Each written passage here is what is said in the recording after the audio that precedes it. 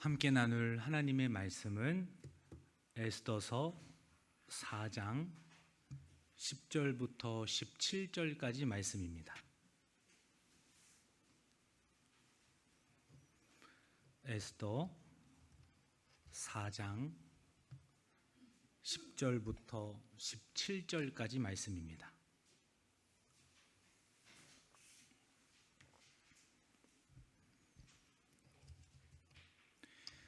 다 찾으셨으면 우리 함께 합독으로 봉독하겠습니다. 에스더가 하닥에게 이르되 너는 모르드게에게 전하기를 왕의 신하들과 왕의 각 지방 백성이 다 알거니와 남녀를 막론하고 부름을 받지 아니하고 안뜰에 들어가서 왕에게 나가면 오직 죽이는 법이요 왕이 그 자에게 금규를 내밀어야 살 것이라. 이제 내가 부름을 입어 왕에게 나가지 못한 지가 이미 30일이라 하라 하니라.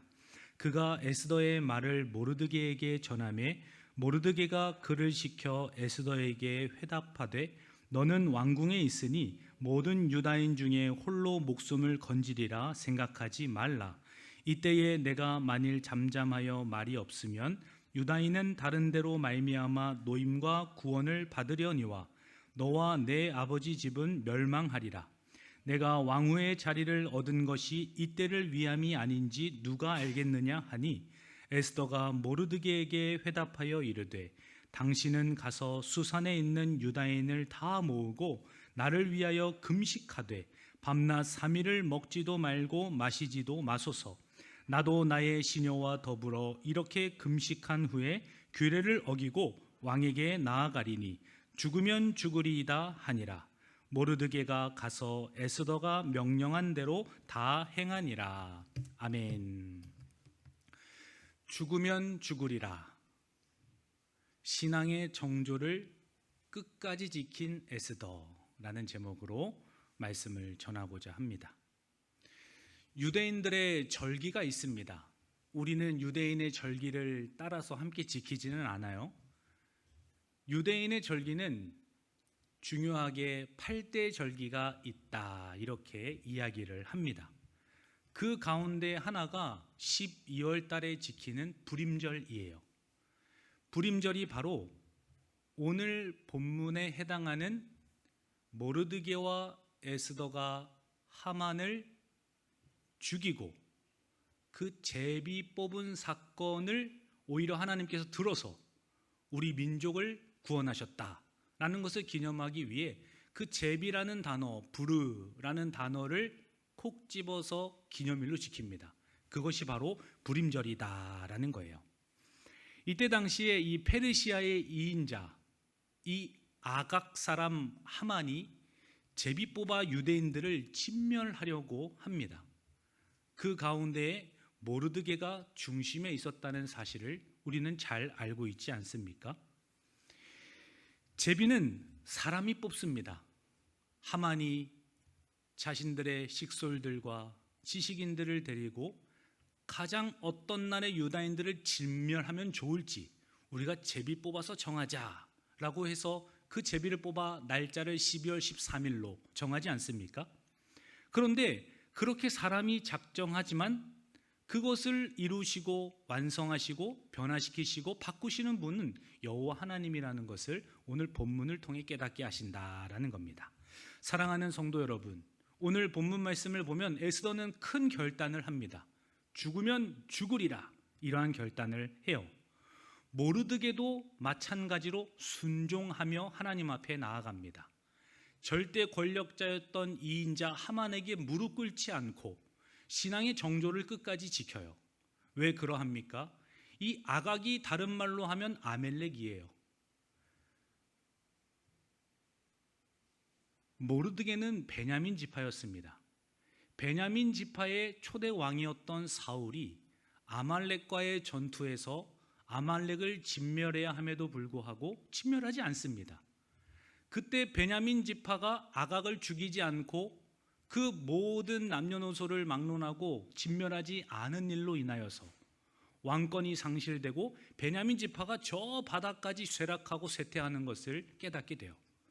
그렇기 때문에 이 아각의 이 모르드게 입장에서는 아말렉의 후손인 하만에게 절하고 무릎 꿇는다는 것은 상상할 수 없는 일이었고, 자존심이 짓밟히는 것을 넘어서 이 만군의 여호와 하나님께서 말씀하신 그 말씀에 대한 반역이자 자기 베냐민 지파 가운데 그 불명예를 안겨주었던 아각의 후손에게 절하는 것과도 같다.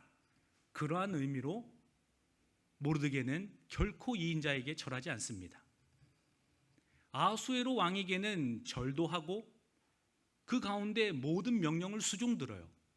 모르드게는 문지기로서 그 대궐 문을 지키면서 모든 드나드는 정보를 에스더에게도 알려주고 왕의 살해 음모까지도 발각해서 왕의 목숨을 살려주었던 그 엄청난 일을 했던 사람이 모르드게 아닙니까?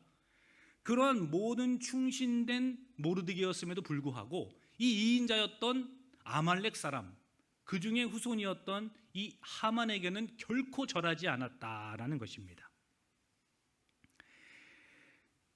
죽으면 죽으리라 결단하고 금식하며 기도했던 에스더, 그리고 모르드게의 신앙의 이 순결함과 같이 하나님의 구원 역사에 동참하시고 이들을 통해 유다 민족을 하나님께서 구원하셨던 것처럼 우리의 삶을 통하여서 가정과 교회와 일터가 하나님의 은혜로 새로워지는 그런 우리의 한 주의 삶이 되기를 예수님의 이름으로 간절히 축원합니다. 옆에 계신 분들과 인사하기를 원합니다. 죽으면 죽읍시다. 죽으라고 하시면 죽읍시다. 이렇게 인사합니다. 죽으라고 하시면 죽읍시다. 이렇게 웃으시면서 은근히 안 하시는 분들이 계셨어요. 다시, 죽으라고 하시면 죽겠습니다. 시작. 죽으라고 하시면 죽겠습니다. 그러한 순종을 통해 하나님께서 구원 역사에 동참하게 하시고 하나님의 구원을 베풀어 주셨다라는 겁니다. 오늘 본문 말씀 우리가 10절부터 11절까지 한 번 더 읽습니다. 에스더가 하닥에게 이르되 너는 모르드게에게 전하기를 왕의 신하들과 왕의 각 지방 백성이 다 알거니와 남녀를 막론하고 부름을 받지 아니하고 안뜰에 들어가서 왕에게 나가면 오직 죽이는 법이요 왕이 그 자에게 금규를 내밀어야 살 것이라. 이제 내가 부름을 입어 왕에게 나가지 못한 지가 이미 30일이라 하라 하니라. 아멘. 오늘 본문 말씀을 대하면서 우리가 첫 번째로 기억해야 할 것은 이 세상의 압박 속에서도 나를 지켜야 합니다 라는 거예요. 바벨론의 포로로 끌려와서 그 가운데 유대 민족인 것도 감추고 왕후의 자리까지 앉았던 사람이 에스더입니다. 그리고 유대 민족이라는 이유로 이방인과 멸시를 받던 자들이었기 때문에 변변한 직업도 갖지 못했던 그러한 상황 속에서 살아갑니다. 그러나 이러한 모든 불편함과 압박 속에서도 끝까지 신앙의 정조를 지키고 본인의 믿음과 정체성을 잃어버리지 않았던 이 에스더와 모르드게의 삶, 그리고 더 나아가서는 예수 그리스도와 그 제자들의 삶처럼 우리 또한 이 시대 가운데 우리의 신앙을 지켜야 한다라는 것이에요. 이 베냐민 지파 사람 모르드게와 아각 사람 하만의 관계에 대해서 우리가 조금 더 보기를 원합니다. 우리 함께 말씀 한 구절 찾아보길 원합니다. 신명기 25장 17절과 19절입니다. 신명기 25장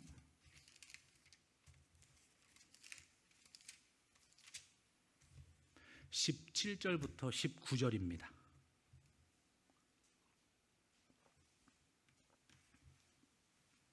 신명기 25장 17절부터 19절 함께 읽습니다.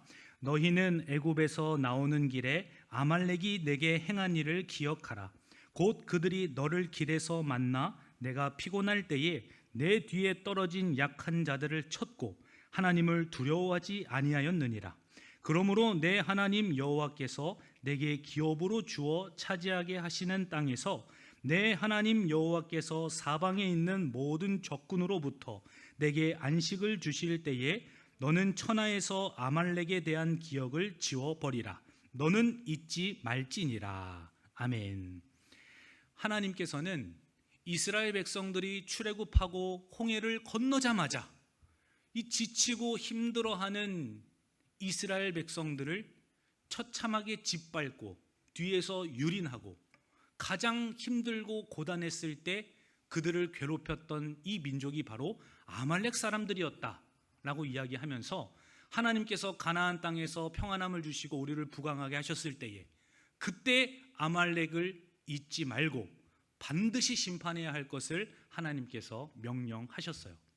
그리고 실제적으로 오랜 시간이 지난 후에 하나님께서 이스라엘의 초대 왕을 세우시지 않습니까? 사울을 세우세요. 그 사울을 통해서 하나님께서 하신 명령이 무엇입니까?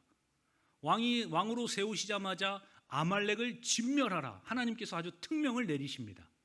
그것이 사무엘상 15장에 있는 내용이에요. 말씀 찾아보기를 원합니다. 사무엘상 15장 8절부터 9절입니다. 사무엘상 15장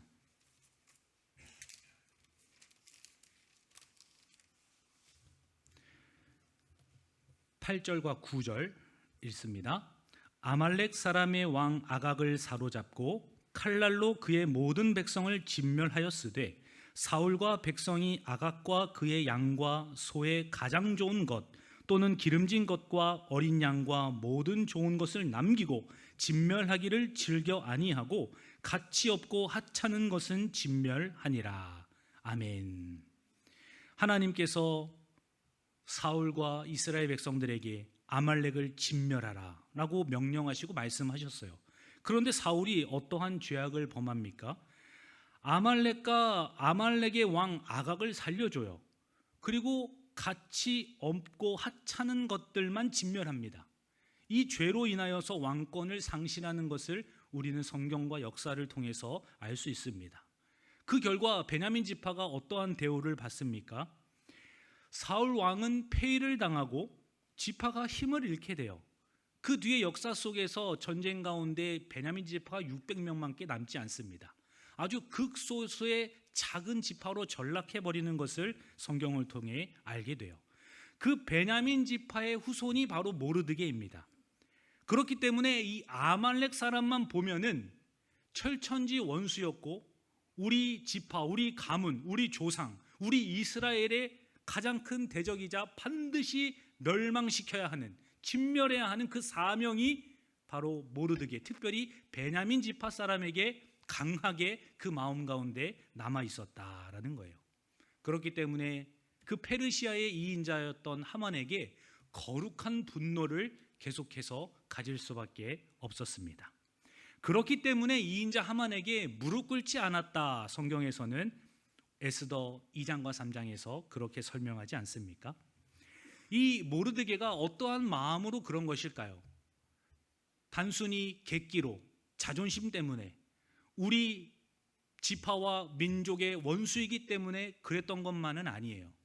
하나님께서 베냐민 지파와 이스라엘 백성들에게 애굽에서 너희들의 뒤를 치고 가장 연약한 자들을 유린했던 그 자들을 반드시 심판하라 명령하셨던 하나님의 말씀도 있었고, 그리고 그 죄악이 너무나 커서 하나님을 두려워하지 않는 자들이었다는 것을 하나님께서 가르쳐 주셨기 때문에 하나님의 말씀과 그분의 공의와 그분의 사랑 앞에서 결코 그들과 타협하고 거기에 무릎을 꿇고 거기에 머리를 조아리면서 삶을 영위할 수 없는 그러한 믿음의 상태였다라는 겁니다. 그렇기 때문에 하만에게 무릎을 꿇지 않습니다. 마태복음 10장 28절 말씀에도 몸은 죽여도 영혼은 능히 죽이지 못하는 자들을 두려워하지 말고 오직 몸과 영혼을 능히 지옥에 멸하실 수 있는 이를 두려워하라 말씀하세요. 모르드게는 이인자였던 하만을 두려워하기보다 오히려 하나님의 그 말씀과 명령이 아직도 이행되지 않았던 그 가슴 아프고 한탄스럽고 그 하나님의 말씀이 반드시 이루어져야 한다는 그 사명과 책임감으로 그 신앙의 정조와 역사를 인정하고 굴복하지 않았던 그러한 주님의 사람이었다라는 거예요. 요즘 한간에 떠들썩한 이야기가 있습니다. 우리 대한예수교 장로회가 아니죠. 기성이죠. 대한예수교 성결교, 예수교 성결교 기성 교단에서 유신 진화론에 대하여서 이단 정죄를 했어요. 하나님께서 창조하시고 성경적인 창조가 성경의 가르침이지 점진적인 진화와 유신론의 진화적인 그 사상은 성경에서 배격해야 된다. 그것은 이단적인 가르침이다 라고 하여서 지금 학계가 난리가 났습니다. 어느 교단에서도 이 진화론이 이단이라고 정죄하지 않았어요, 그동안.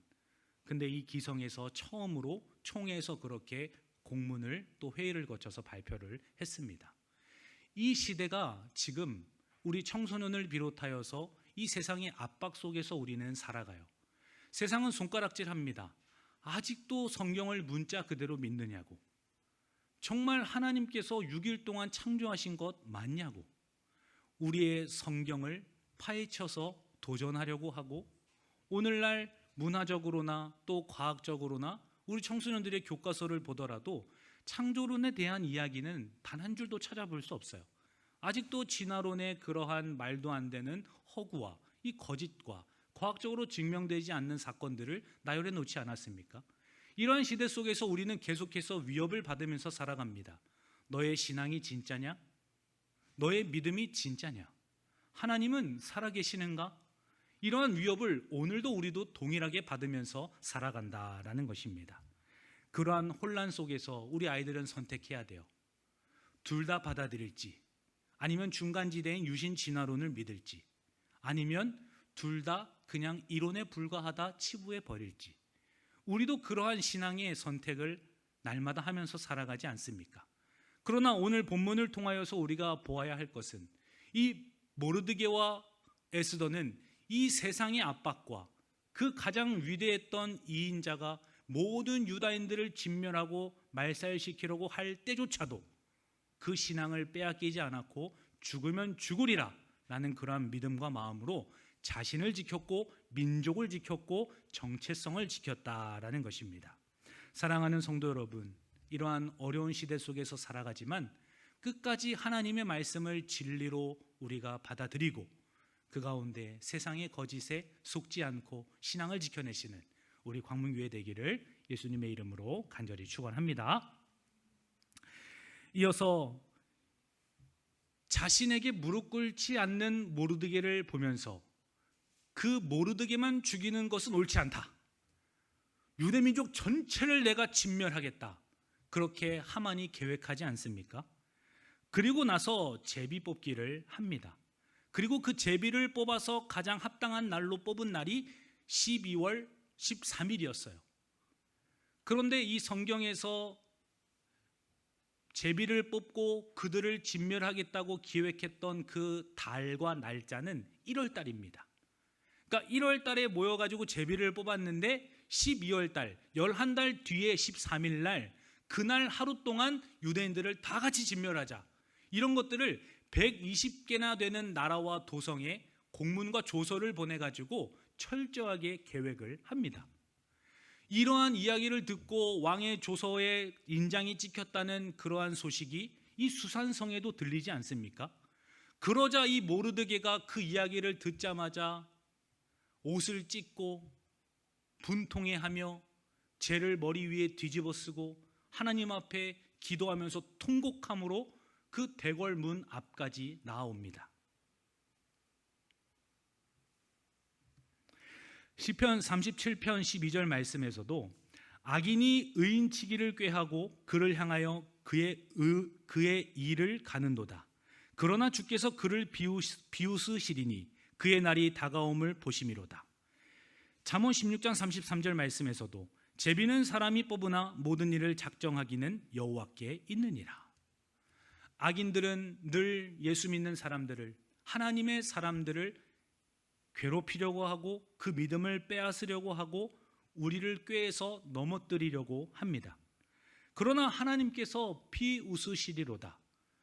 그들이 아무리 그렇게 악한 의도와 마음을 가지고 일들을 계획한다 할지라도, 제비를 뽑는다 할지라도 나 여호와 하나님께서 나의 백성과 나의 사랑하는 자들을 반드시 지켜내고 내가 구원해내리라, 이렇게 말씀하지 않으십니까? 그러한 하만의 계획에도 불구하고 하나님께서는 온 나라에 있는, 그때 페르시아가 성경에 보면은 인도에서부터 애굽까지 그 모든 지역을 다스리고 있었던 때였다라고 성경에서 기록합니다. 그 많은 나라에 이미 다 공문이 보내지고 조서가 내려졌음에도 불구하고 하나님께서는 단 3일 만에 모든 사건을 다 정리하시는 그러한 내용들을 보게 하신다라는 거예요. 사랑하는 성도 여러분, 우리의 눈으로 볼 때에는 왕의 인장까지 찍히고 이미 인도부터 애굽까지 모든 왕의 명령이 다 내려갔습니다. 12월 13일 날 하루만큼은 모든 유대인들을 죽여도 괜찮다, 진멸해도 괜찮다라는 내용이 이미 다 퍼질 대로 퍼지는 상태였습니다. 그러나 하나님께서는 그러한 세상의 압박 속에서도 유대민족을 지켜주셨고, 오히려 그 제비 뽑았던 사건을 통해서 하나님께서 불임절을 지키게끔 하시는 놀라운 구원의 반전의 역사를 일으켜 주셨다라는 거예요. 세상 속에서 어떤 어려운 순간이 다가오더라도 나의 믿음을 타협해야 하고, 또 직장인으로서 생활하면서 교회 일보다 오히려 회사에 더 집중해야만 하는 그러한 업무량과 어려움이 있다 할지라도 끝까지 우리가 타협하는 자들이 아니라 믿음을 지켜내고 그 세상 가운데에서도 하나님께서 일하시는 그런 구원의 역사를 경험하시고 또 드러내시는 저와 우리 성도님들 되시기를 예수님의 이름으로 축원합니다. 우리 함께 인사하기를 원합니다. 끝까지 믿음을 지켜냅시다, 이렇게 인사합니다. 아멘. 그러한 수산성에서의 소식을 듣고 모르드게가 죄를 뒤집어쓰고 통곡하며 하나님께 기도하지 않습니까? 그것이 오늘 본문 말씀 12절부터 14절까지 말씀입니다. 우리 함께 오늘 본문 말씀 12절과 14절까지 함께 읽습니다. 그가 에스더의 말을 모르드게에게 전하매 모르드게가 그를 시켜 에스더에게 화답하되 너는 왕궁에 있으니 모든 유다인 중에 홀로 목숨을 건지리라 생각하지 말라. 이때에 내가 만일 잠잠하여 말이 없으면 유다인은 다른 데로 말미암아 노임과 구원을 얻으려니와 너와 내 아버지 집은 멸망하리라. 내가 왕후의 자리를 얻은 것이 이때를 위함이 아닌지 누가 알겠느냐 하니. 모르드게가 대궐문 앞에서 죄를 뒤집어쓰고 더러운 몰골로 있다는 것을 에스더가 듣습니다. 그리고 새로운 옷을 가지고 모르드게에게 시녀를 보내요. 그런데 그 모든 복장을 거절하면서 하나님 앞에서 민족을 위해, 또 사랑하는 양딸과도 같은 에스더와 자신을 위해 하나님 앞에 철저하게 기도하는 모습을 보게 됩니다. 에스더 1장과 2장 말씀에 보면 에스더와 모르드게는 사촌지간이에요. 부모님이 형제들이셨고 둘은 사촌지간입니다. 그런데 에스더의 아버지 아비가일이 일찍 죽자 그 에스더를 자신의 양딸로 삼아서 정말 자신의 딸같이 키웠던 관계라는 것을 알게 돼요. 모르드게가 대궐문에서 하나님 앞에 기도하고 있고 통곡하며 울고 있다는 이야기를 듣자 에스더가 시녀를 보내고 가장 또 믿었던 그 신하를 보내지 않습니까? 서로 함께 어려운 가운데에도 불구하고 서로 마음을 나누고 기도하고 동역하고 서로 함께 이 어려운 문제들을 하나님 앞에 가지고 나아갔던 그 믿음의 아름다운 동역 관계를 우리가 보게 된다라는 거예요. 이런 어려운 세상 속에서 우리를 계속해서 압박해오는 이러한 문제들 속에서 우리는 어떻게 살아야 합니까? 기도와 중보로 함께 동역해야 한다라는 거예요. 하나님께서는 어려움 가운데에도 믿음의 사람들을 붙여주셨고 가정과 교회와 주님의 사람들을 곁에 반드시 두셨어요. 그러한 자들과 함께 동역하고 그 문제를 돌파해야 한다라는 겁니다. 우리가 지난 시간에 다니엘에 대해서도 함께 나누지 않았습니까? 그 다니엘도 하나님 앞에 죄를 뒤집어쓰고 통곡하며 기도하던 때가 있었습니다. 하나님의 말씀을 읽다가 예레미야 선지자가 기록했던 기한이 70년이 차고 난 이후에 하나님께서 유대 민족을 다시 돌이키시겠다고 하셨던 그 말씀을 읽고 그 자리에서 민족을 위하여서 옷을 찢고 기도하며 하나님 앞에 통곡하는 모습을 보게 되기도 합니다. 그것이 다니엘서 9장 2절 말씀이에요.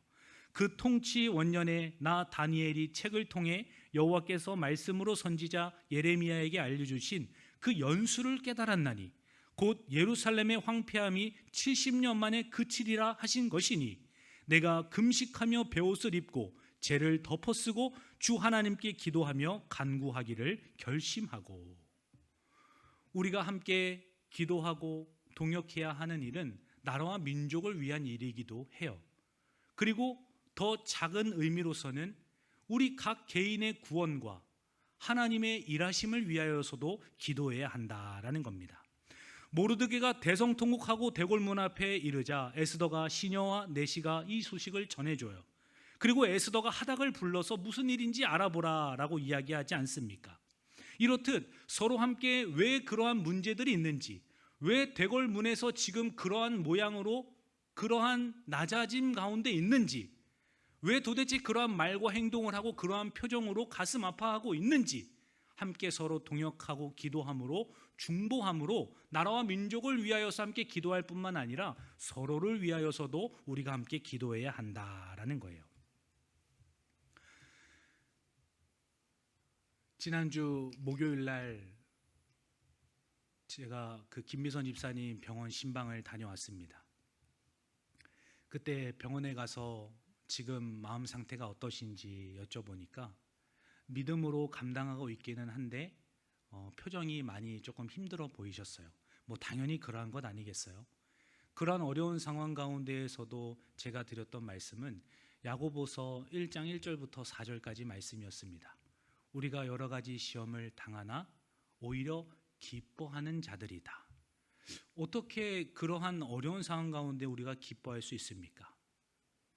그럼에도 불구하고 우리가 그 문제를 대하는 태도와 그리고 그 과정을 지나면서 혼자만 괴로우고 슬퍼하고 외로워하는 존재가 아니라 여호와 하나님을 의지하고 함께 그 문제를 돌파하는 자요, 또 결과까지도 여호와 하나님께서 우리와 함께 하심으로 아름다운 결말을 허락하실 것이기 때문에 우리는 시작부터 마침까지 하나님 안에서 즐거워할 수 있는 존재입니다. 그러한 말씀과 함께 동생분과 함께 이야기를 나눴어요. 동생분도 아직 예수 믿지는 않지만 그 예배 가운데 같이 울기도 하고 또 기도하면서 얼마나 하나님의 위로와 또 따뜻함이 있었는지 모릅니다. 얼마 전에 노회 안에서 한 목사님이 저한테 물어보셨어요. 그 장로님 한 분은 잘 계세요? 이렇게 물어보시더라고요. 그래서 물어보시는 분이 성승용 장로님이시더라고요. 그래서 그분이 제가 이렇게 우리 교회에 심우하기 전에 그때 이제 하나님께서 부르셨던 것 같습니다. 그래요? 그분 신학교도 다니시고 되게 열정적이셨던 분이신데 이렇게 말씀하시더라고요. 신학교를 다니셨다고요? 그래서 들어보니까 정말 신학교를 다니셨더라고요. 그래서 제가 이영신 권사님한테 여쭤봤어요. 권사님, 장로님이 혹시 몇 년도에 입학하셨냐? 물어보니까 저랑 동기이거나 한 학년 후배일 것 같은 생각이 들더라고요. 그래서 제가 한 살 후배였던 그 반장한테 물어보니까 목사님 저희랑 같은 기수셨어요 이렇게 이야기를 하시더라고요. 그래서 그분이 혹시 어떤 마음으로 이렇게 성도 그 학우들과 교제하고 어떤 좀 생활을 하셨냐 이렇게 물어봤더니 목사님 그 형님이요 마치 우리 학교에서 공부하는 모든 시간들이 천국과도 같다고 맨날 말씀하시면서 얼마나 아픈 중에도 누구보다 열심히 공부하시고 얼마나 우리들을 위로해 주셨는지 몰라요. 우리가 하나님이 살아계시다면 그 형님의 그런 고백과 모습을 통해 오히려 우리가 하나님을 더 만났던 그런 우리가 계기가 되었습니다. 그래서 저희가 코로나 기간인데도 다 그 장례식장에 가서 함께 우리가 시간을 보냈어요. 그런 말을 듣자마자 제 마음이 너무 무너지더라고요. 그러한 상황 속에서도 끝까지 인내하며 천국을 바라보고 삶이 무너지지 않았던 그 말씀을 들으니까 꼭 이 말씀은 조금 부담이 되더라도 전해드리는 게 좋겠다라고 해서 그런 말과 함께 신방을 하였습니다. 감사하게도 그 반장이 저한테 사진 하나를 보내주셨어요. 그 장로님이 나온 사진이었는데 맨 오른쪽에 저도 있더라고요. 제가 딱 한 과목을 조은이가 태어나면서 그 다음 년에 듣게 되었는데 그 한 과목 마지막 종강 시간에 사진을 하나 딱 찍었는데 그때 장로님이 왼쪽 끝에 계시고 제가 오른쪽 끝에 같이 찍은 사진이 하나가 있더라고요. 그래서 그 사진을 보면서도 얼마나 함께 또 하나님 앞에 감사했는지 모릅니다. 사랑하는 성도 여러분, 우리가 이러한 위기 속에서 어려움 속에서 같이 중보하고 기도하는 이유가 무엇입니까? 하나님께서 그렇게 동역하게 하시는 일들을 통하여서 우리가 그러한 신앙의 정조를 지키게 하시고 끝까지 믿음으로 승리할 수 있도록 우리를 이끌어 가신다라는 거예요. 그러한 상황과 믿음 속에서 그러한 결단과 순종을 통해 하나님이 구원을 베풀어 주셨던 것처럼 돌아오는 한 주의 삶 가운데에도 내가 모르드게처럼 순종하리라, 에스더처럼 내가 결단함으로 하나님 앞에 나아가리라, 그러한 믿음으로 승리하시는 우리 모든 성도님들 되시기를 예수님의 이름으로 축원합니다. 하나님 아버지 감사합니다. 오늘 에스더 말씀을 통해 죽으면 죽으리라 라는 말씀으로 우리가 함께 은혜를 나누었습니다. 어려운 세상 속에서 살아가지만 우리의 믿음이 시들지 않도록 주님께서 우리를 붙드시고 동역자들을 허락해 주신 줄 믿습니다. 세상의 그 어떠한 압박 속에서도 우리의 믿음을 지키게 하시고 함께 기도하며 중보함으로 서로의 상태를 무난하고 또 독려하며 권면할 수 있도록 우리를 인도하여 주옵소서.